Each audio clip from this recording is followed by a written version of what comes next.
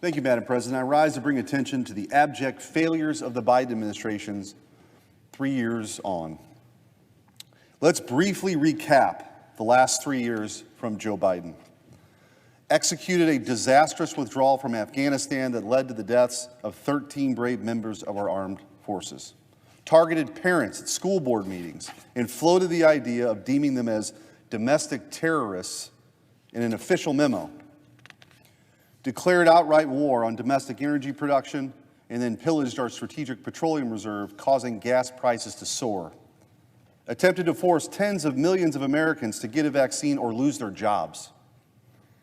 Recklessly spent billions and billions of dollars, which led to historic inflation and soaring prices. Refused to enforce the laws in place that we currently have at the southern border, and proactively fought those laws in court, leading to record-breaking numbers of illegal immigration.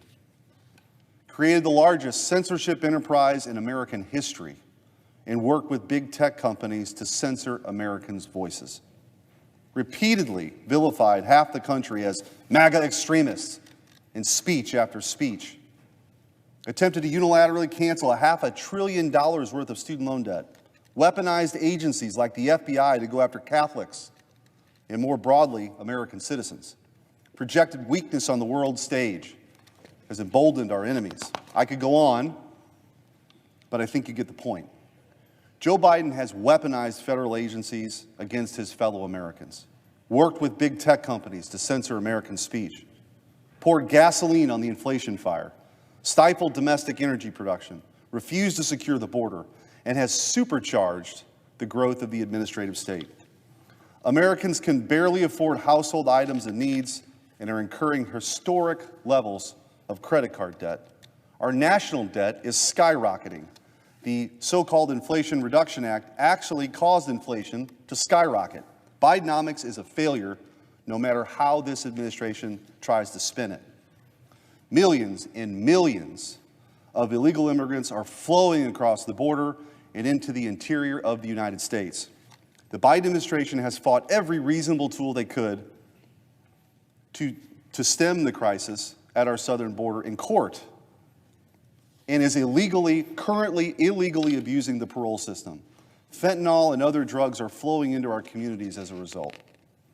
The whole of the federal government has been weaponized against the very people it's supposed to serve.